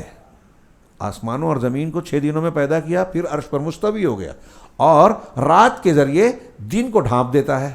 دن میں اجالا ہے, رات کے ذریعے سے اس کو لباس پہنا دیتا ہے. ہاں, یطلبہ حثیثا, جو تیزی سے اس کا پیچھا کرتی ہے, مطلب ایک دوسرے کے پیچھے آتے ہیں.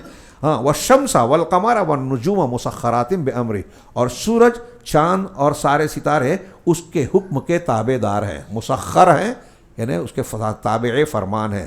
بولتے ہیں نا تسخیر, یعنی قابو میں آ جانا. تو اللہ تبارک و تعالیٰ کے مسخر ہیں. سورج, چاند, ستارے بڑی بڑی, تو ہماری اور آپ کی اور دنیا کی چھوٹی چھوٹی چیزوں کی کیا اوقات ہے, سب اس کے حکم کے پابند ہیں. تو اگلا جملہ یاد رکھنے والا ہے قرآن کا, الا لہ الخلق ولہ الامر. الا لہ الخلق والامر, ولہ دوبارہ نہیں ہے, الا لہ الخلق والامر. سنو, مخلوق بھی اسی کی, حکم بھی اسی کا. یہ ایک پوائنٹ دھیان رکھیے. پیدا کس نے کیا؟ اللہ نے. پیدا اس نے کیا تو مذہب کس کا چلے گا؟ That's all. کتنی سمپل بات ہے. یہی اللہ نے کہا, پیدا اس نے کیا تو آرڈر کسی اور کا آپ فالو کریں گے آپ؟ ابے وہ بنایا. ہاں, آپ کے گھر میں آپ نے بچے کو, مطلب جو بھی پیدائش ہوئی اور پالا پوسا سب خرچہ کیا, اور بولے میں آپ کی نہیں مانتا, پڑوسی کی مانوں گا, تو آپ کو کیسا لگے گا؟ ابے پیدا میں نے کیا, پالا پوسا میں نے, خرچہ میں کر رہا ہوں, پال پوس کے بڑا کیا, اور تو بولتا ہے کہ میں تیرے کو ابا نہیں مانتا, اس کو مانتا. تو اللہ نے پیدا کیا, تو جس نے پیدا کیا, ہاں, اسی کا حکم چلنا چاہیے نا. کائنات کا مالک کون ہے؟ اللہ. قرآن میں جگہ جگہ ہے, للہ ما فی السماوات و ما فی الارض. آسمان زمین میں جو سب اسی کا ہے, اسی کی ملکیت ہے, اسی کا اقتدار ہے. کتنی سمپل بات ہے. میں اکثر یہ بات بیان کرتا ہوں, قرآن بیان کرتا ہے, ہم لوگ غور نہیں کرتے. ہاں, اب یہ قلم میرا ہے, ٹھیک ہے, میں نے اکثر بیان کیا ہے. تو اب آپ میں سے کسی کو لگا کہ یار یہ قلم مجھے لینا چاہیے, تو آپ جا کے حافظ عبدالتواب سے, ہمارے بھائیوں میں سے کسی کے پاس جائیں گے, طارق صاحب, سفیان صاحب کے پاس جائیں گے کہ وہ مولانا کے جیب میں جو پین ہے آپ مجھے دے دو. آپ ان سے کہو کہ یہ پین جو میرا ہے, میرے پین کو آپ اس سے مانگیں گے کیا؟ کیوں ہنسی آ رہی ہے نا؟ کیوں ہنسی آ رہی ہے؟ بے وقوفی کی بات کر رہا ہوں نا. اس سے بڑی بے وقوفی کا کام مشرک کر رہا ہے. اللہ بول رہا ہے کہ کھجور کی گٹلی کا چھلکا بھی کوئی دوسرے کا نہیں ہے، اسی کا ہے، اس کا مالک بھی اللہ ہی ہے. ہاں، یہ آسمان زمین پیڑ پودے، ایک ایک ذرہ، ایک ایک پتا، ایک ایک دانہ اللہ کا ہے. تو اللہ کی ملکیت ہے اور آپ مانگ رہے ہو دیوی دیوتاؤں سے، آپ مانگ رہے ہو قبر سے، قبر والے سے، اولیاء سے، صالحین سے، انبیاء سے، فرشتوں سے. جب ان کا ہے ہی نہیں تو دیں گے کیسے؟ قلم میرا ہے، یہ نہیں دے سکتے. اور میں نے کہا کہ آپ ان سے مانگیں گے تو آپ کو ہنسی آ رہی ہے. کیوں؟ اس لیے کہ یہ بالکل کھلی بے وقوفی نظر آ رہی ہے. عقلی طور سے یہ نظر آتا ہے کہ مشرک سے زیادہ بڑا احمق گھامڑ کوئی ہے ہی نہیں کہ اللہ کا سامان دوسروں سے مانگ رہا ہے. کائنات پوری اللہ کی ہے. وہی اللہ کہہ رہا ہے ہاں کہ لہ الخلق، مخلوق اسی کی ہے، ساری پیدائش اور کائنات اس نے بنائی. تو قانون دوسرے کا چلے گا کیا؟ تو اسی کا حکم بھی چلے گا. ایک ترجمہ لوگوں نے یہ کیا خلق اور امر کا. خلق اور امر کا ایک مفہوم کچھ لوگوں نے یہ کیا کہ مخلوق وہ ہے جو ہمیں دکھائی دیتی ہے، واضح عالم ظاہر، کھلے طور سے، فزیکل طور پہ، مادی طور سے. اور امر وہ ہے جو ہمیں دکھائی نہیں دیتا.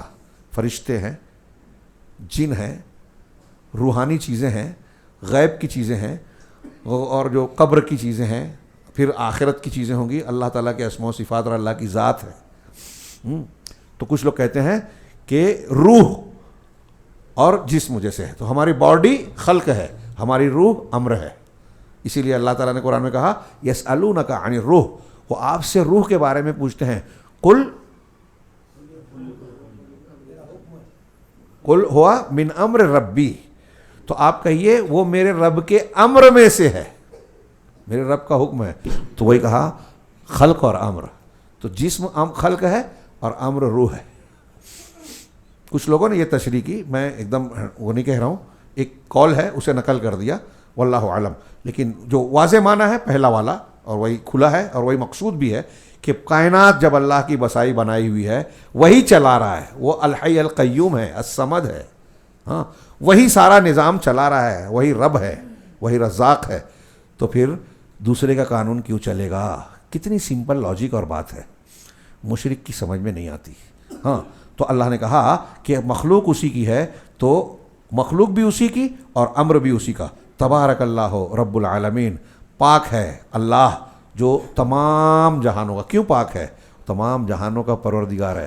پروردگار ہے اس کا مطلب پروردگاری کی قوت اور قدرت ہے اس کے اندر. دنیا میں اور کائنات میں اور وجود میں کوئی ایسا نہیں ہے. میں نے کہا ایک شہر کو 2 دن 4 دن 6 دن مہینہ بھر کوئی کھلا نہیں پائے گا. اللہ تبارک تعالیٰ ساری مخلوق کو، ہاں، سمندر کے اندر کوئی جاندار ہو، زمین کی تہ میں کوئی کیڑا مکوڑا ہو، ہواؤں میں ہو، زمین پر ہو، فرشت آسمانوں میں ہو، سب کو روزیاں دے رہا ہے. رب العالمین ہے وہ. ایک ایک چیز کو اس کی ضرورت پوری کر رہا ہے. صرف کھانا نہیں دے رہا ہے، صرف پینا نہیں دے رہا ہے، ضرورت کی ساری چیزیں دیتا ہے، اور سب اس کی ربوبیت میں آ جاتا ہے. تبارکہ برکت ہو. برکت کا ایک معنی یہ ہوتا ہے، ہم بولتے ہیں کہ اللہ آپ کے مال میں اولاد میں برکت دے، تو ایک معنی ہوتا ہے کہ زیادہ ہو جائے. ایک معنی ہوتا ہے کہ جو دی ہوئی ہے وہ قائم رہے، برقرار رہے. اللہ کے لیے کسی چیز کے زیادہ ہونے کا معنی ہو ہی نہیں سکتا، کیونکہ اللہ تبارک تعالیٰ کی جتنی بھی خوبیاں ہیں، کمالات ہیں، سب کامل ہے. اس میں کوئی اگر کوئی اضافہ کرنے کی بات کرے اس کا مطلب پہلے کم تھا. تو کیا اللہ تعالیٰ میں کوئی چیز کم ہے کہ اس کے علم میں پہلے کمی تھی اب بڑھ گیا علم؟ اس کا علم کامل ہے، حکمت کاملہ ہے، قدرت کاملہ ہے، کوئی چیز کمی میں نہیں رکھتی. اس لیے اللہ کی ذات بابرکت ہے، تو برکت کا معنی زیادہ ہونا نہیں ہے اللہ کے لیے، بلکہ دائمی ہونا ہے کہ اللہ کامل ہے، ہمیشہ سے ہمیشہ رہے گا. ہاں، دنیا کے سارے لوگ، ساری مخلوق پیدا ہوئی مر جانا ہے. ہم لوگ پیدا ہوئے چھوٹے کمزور تھے، دھیرے دھیرے طاقتور ہوئے، جوان ہوئے تو قوت آئی، بڑھاپا آیا تو کمزور، پھر اور بڑھاپا اور کمزور، مر گئے. یہ انبیاء کا بھی کس کے ساتھ بھی ہوا. کوئی تبارک نہیں ہے، سب کے اندر طاقت آئی پھر کمزوری آ گئی. اللہ کے لیے یہ بات نہیں ہے. واضح؟ ہاں، اگر آپ کہیں تو ایک آیت اور پڑھ لوں، کیونکہ آگے ایک چیز جڑی ہوئی ہے.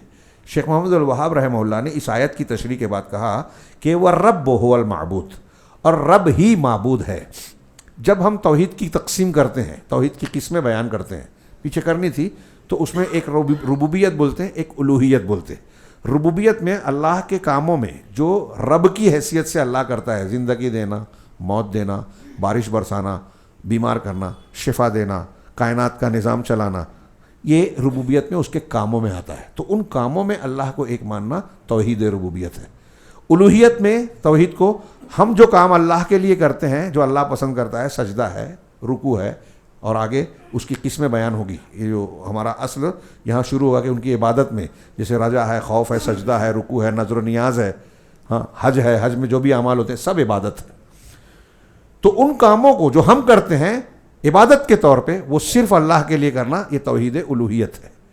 اور اللہ تبارک و تعالیٰ کے جو بہترین نام اور صفات ہیں، جو اس کی خوبیاں ہیں، اس میں اللہ کو بغیر تحریف، تمثیل، تکییف کے، بغیر کیفیت بیان کیے ہوئے، بغیر انکار کیے ہوئے، اس میں اللہ کو وحدہ لا شریک ماننا، یہ توحید اسماء و صفات ہے۔ اللہ تعالیٰ کی جو صفات ہیں، جیسے غیب کو جاننا ہے، نور ہے اللہ، اگر کوئی ویسا نور کسی رسول کو یا کسی انسان مخلوق کو مانے تو وہ اللہ کے اسماء و صفات میں شرک کر رہا ہے۔ اللہ ہر چیز کی دعا کو قبول کرتا ہے، ہر آواز کو سنتا ہے، کہیں بھی کوئی بھی ہو، کوئی چونٹی بول رہی ہے ہم کو سنائی نہیں دیتا، لیکن اللہ سنتا ہے 7 آسمان کے اوپر، اور اگر اس نے چاہا تو سلیمان علیہ السلام کو سنا بھی دیا چونٹی کی آواز۔ ہاں، تو یہ اللہ تبارک و تعالیٰ کی خصوصیت ہے، سمیع ہونا، ہر ایک کی دعا سنتا ہے۔ اگر کوئی ایسا جناب محمد رسول اللہ صلی اللہ علیہ وسلم کو، حضرت جبرائیل کو، کسی کو مانے تو وہ مشرک ہوگا۔ جو شروع میں کہا تھا، اس میں شرح میں کہا نا کہ کوئی ملک مقرب ہو یا کوئی بھی ہو، اگر اس کو شرک کرے تو اللہ، اگر اس کو اللہ کا شریک ٹھہرائے تو قبول نہیں کرے گا۔ تو اب وہ فرشتوں میں سب سے افضل حضرت جبرائیل ہیں، انبیاء میں سب سے افضل، انسانوں میں سب سے افضل محمد رسول اللہ صلی اللہ علیہ وسلم ہے۔ اگر ان کو بھی اللہ کا شریک ٹھہرائے تو اللہ قبول نہیں کرے گا۔ اور اللہ تعالیٰ کہہ رہا ہے، شیخ نے کہا کہ جو رب ہے وہی معبود ہے، جو پالن ہار ہے، ساری کائنات کا نظام چلانے والا، ہمیں سب کچھ دینے والا، پالنے پوسنے والا ہے، وہی عبادت کے لائق ہے۔ اب اس کی جو دلیل دی ہے وہاں سے ہم اگلے درس کی شروعات کریں گے۔ میں صرف آیت پڑھ کے ترجمہ کر رہا ہوں، اور اگلے درس میں اسی کی تشریح سے شروع کریں گے۔ اللہ تعالیٰ کا فرمان، یا ایھا الناس اعبدوا ربکم الذی خلقکم والذین من قبلکم لعلکم تتقون۔ اے ایمان والو، اے لوگو، یہاں ایمان والو نہیں کہا، لوگو کہا، اے لوگو اعبدوا ربکم، اپنے رب کی عبادت کرو۔ یہاں بھی کہا اعبدوا اللہ نہیں کہا، رب کہا، کیونکہ جن کو پکارا جا رہا ہے اب اس میں ہندو ہیں، اس وقت کے مشرکین ہیں، کفار ہیں، یہود ہیں، نصارہ ہیں، مجوسی ہیں، سب آ گئے لوگوں میں۔ اور غور کرو تم لوگوں، تم کو پال کون رہا ہے؟ پیدا کس نے کیا؟ تو جس نے پیدا کیا، جس نے سب کچھ دیا ہے، اس کی عبادت کرو۔ ہاں، الذی خلقکم۔ اب ربوبیت جو ہے، میں نے کہا کہ اس کی نشانیاں سب سے واضح ہیں، وہ بات شاید ادھوری رہ گئی تھی پہلے، کہ رب کو ایسی جگہوں پر اس لیے کہا کہ اللہ کی ربوبیت ہر انسان کو کتنا بھی جاہل ہو دکھائی دے رہی ہے۔ آسمان دکھ رہا ہے، کتنا بھی جاہل ہو، کتنا بھی جاہل ہو، آسمان دکھ رہا ہے اسے، تو اس سے سوال کرو بھئی آسمان کس نے بنایا، اور آسمان کون بنا سکتا ہے؟ کوئی نبی، کوئی پیر، کوئی فلاں اور فلاں بنا سکتا ہے کیا؟ اس کی طاقت ہی نہیں ہے کسی انسان کی، کسی جن کی۔ تو آسمان دکھ رہا ہے تو اس کا پیدا کرنے والا، زمین کا۔ سورہ ابراہیم میں اللہ تعالیٰ نے رسولوں کا ذکر کر کے کہا، قالت لہم رسولہم، رسولوں نے اپنی قوموں سے کہا، کیا کہا؟ افی اللہ شکن فاطر السماوات والارض، ارے اللہ کے بارے میں تم کو شک ہو رہا ہے جو آسمان زمین کا پیدا کرنے والا ہے؟ سوچئے، یہ اس آیت پر غور کیجئے، اللہ کیا کہہ رہا ہے؟ آسمان زمین کا پیدا کرنے والا اللہ کے بارے میں انبیاء نے کہا۔ کیوں کہا؟ آسمان کو تم دیکھ رہے ہو تو ہے نا، تو اب ہے، موجود ہے، تو موجود کا کوئی نہ کوئی موجود ہوگا نا، وجود ہے تو وجود دینے والا تو ہے نا، تو اب کون ہے؟ وہ ہو سکتا ہے کیا جو آسمان تک پہنچ ہی نہیں سکتا؟ وہ آسمان بنانے والا ہو سکتا ہے کیا؟ کوئی انسان، کوئی نبی، کوئی پیغمبر نہیں ہو سکتا۔ تو جو آسمان ہے، تم کو آسمان دکھ رہا ہے، تو آسمان ہے تو آسمان کا بنانے والا ہے، زمین ہے تو زمین کو بنانے والا ہے۔ آسمان زمین کا نظام ایک چل رہا ہے تو اس کا مطلب اس کو چلانے والا ہے۔ تو جو یہ پیدا کر کے چلا رہا ہے اس کے بارے میں تمہیں شک ہو رہا ہے؟ یہ بول دوں کہ بھئی یہ کتاب ایسے ہی زمین سے نکل گئی، کسی نے نہیں بنایا، کوئی نہیں مانے گا، ابھی میں نے اس کو بیان کیا۔ تو یہ ربوبیت کی اتنی کھلی دلیل ہے کہ جاہل سے جاہل آدمی اس کا انکار نہیں کر سکتا۔ توحید کو ماننا پڑے گا کہ جس نے آسمان زمین بنایا، جس نے ہم کو بنایا، وہی رچیتا اس لائق ہے کہ اس کی عبادت کی جائے، اور اللہ نے یہی کہا۔ قرآن آپ پڑھنا شروع کرتے ہیں الف لام میم ذالک الکتاب سے، تو یہ پہلا حکم ہے سورہ بقرہ میں سب سے پہلے سب سے عظیم حکم ہے، اور اس میں سب سے زیادہ عظیم گناہ کی ممانعت ہے۔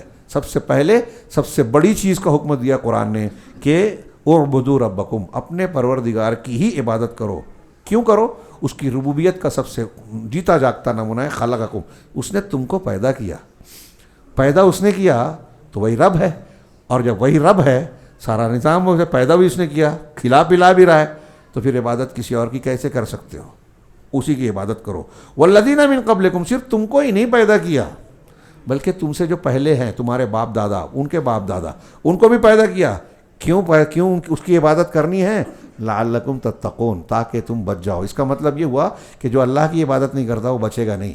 ہاں، الذی، کون رب ہے تمہارا جس نے تم کو اور تمہارے باپ دادا کو، تم سے پہلے کے لوگوں کو پیدا کیا؟ اور تعارف کرا رہے ہیں، ربوبیت کی دلیل دے رہے ہیں، غور کرنے کی طرف راغب کر رہے ہیں کہ الذی جعل لکم الارض فراشا والسماء بنا، جس نے زمین کو فرش بنایا تمہارے لیے، ہاں تمہارے لیے فراش بنا دیا زمین کو، ہاں بچھونا بنا دیا، ضرورت کے سامان سارے مہیا کر دیے، ہاں والسماء بنا، اور آسمان کو عمارت اور ایک چھت بنا دیا، ہاں وانزل من السماء ماء، اور آسمان سے اوپر سے تمہارے لیے پانی کو اتارا، ہاں فاخرج به من، اس میں سے ایک ایک جملے کی آپ تشریح کیجئے۔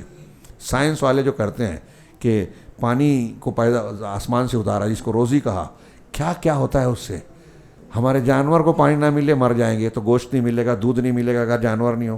پانی نہ نازل ہو تو نہ گیہوں، نہ چاول، نہ باجرہ، نہ اناج، نہ پھل، نہ پھول۔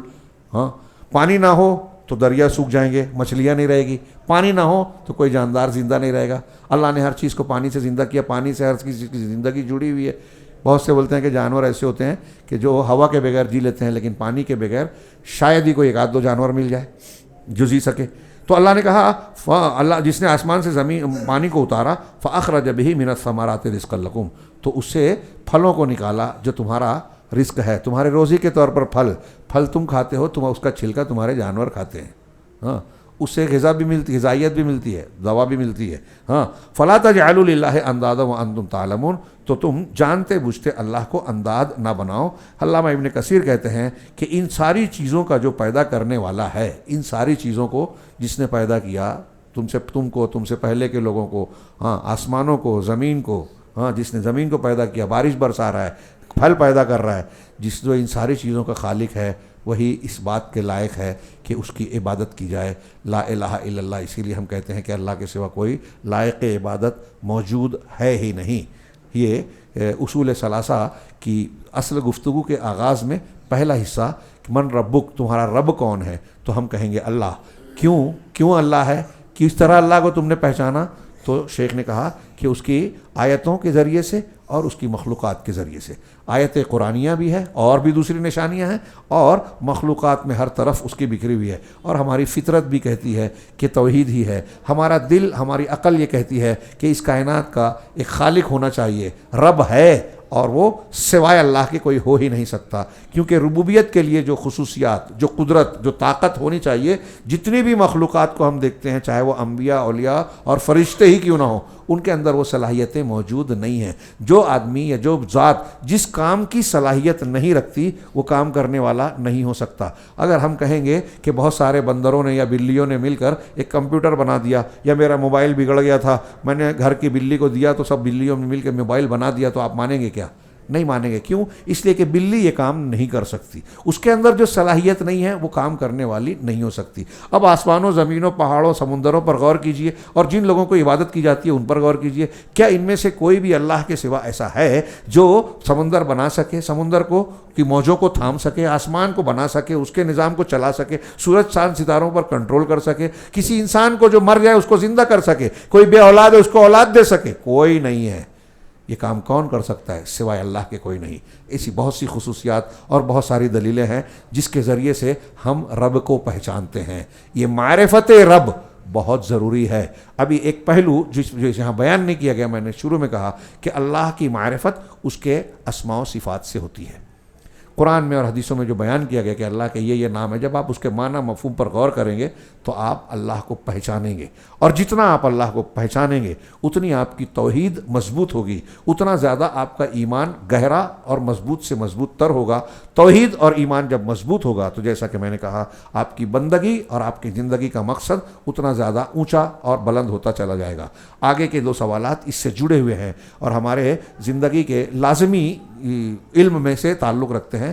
تمہارا رب کون ہے؟ ابھی یہ بحث ادھوری ہے، اور اس کے بعد دین اور پھر کیا نام ہے نبی، ان کی پہچان، نبی کا حق، یہ تینوں چیزیں انشاءاللہ اگلی مجلس میں اگر اللہ نے توفیق دی، اور اللہ سے دعا ہے کہ وہ توفیق دے، اخلاص دے اور ہمارے اس اجتماع کو قبول فرمائے، ہمارے لیے دنیا اور آخرت میں اس کو خیر کا ذریعہ بنائے۔ میں اللہ کا شکر گزار ہوں کہ اس نے یہ موقع اور سعادت عطا فرمائی کہ دین اور دین کی سب سے اہم چیز کو سیکھنے سکھانے کا موقع دیا۔ اگر اس میں کوئی کمی رہی گئی ہو، اللہ رب العالمین آگے اس کو پوری کرنے کی توفیق عطا فرمائے، غلطی کو معاف فرمائے۔ اور اللہ کے شکریہ کے بعد میں اس کے منتظمین جو سامنے ہیں، پیچھے ہیں، اور جو شرکا ہیں، صدر محترم ہیں، یہاں یولا کی مسجد کے ذمہ داران، اور پھر یہاں کے جو رفقا جنہوں نے یہ نظم و ضبط کیا، کافی دنوں سے حافظ عبدالتواب کی طرف سے کے ذریعے سے ان کا پیغام موصول ہو رہا تھا۔ ہاں، میں معذرت چاہتا ہوں کہ تاخیر ہوئی، لیکن دعا کرتا ہوں کہ اللہ رب العالمین یہ جب بھی میسر ہوا اس کی توفیق سے اس میں اخلاص دے، اسے قبول فرمائے اور اس سلسلے کو آگے بڑھانے کی توفیق دے، اور اس سارے کاموں میں ہمیں اخلاص کے ساتھ یہ فائدہ دے کہ اس عقیدے کے جو فوائد قرآن و حدیث میں بیان کیے گئے ہیں، وہ فوائد ہم کو اور ہمارے رشتہ داروں اور گھر والوں کو یہ سارے فوائد ملے، اور اس کو نہ جاننے کے جو نقصانات ہیں دنیا اور آخرت میں، اللہ ان سارے نقصانات سے ہم کو، ہمارے اہل و عیال کو، ہماری جماعت کے لوگوں کو محفوظ رکھے، بلکہ سارے مسلمانوں کو اس راستے پہ چلنے کی توفیق دے۔ وآخر دعوانا ان الحمد للہ رب العالمین، وصلی اللہ علی نبینا محمد۔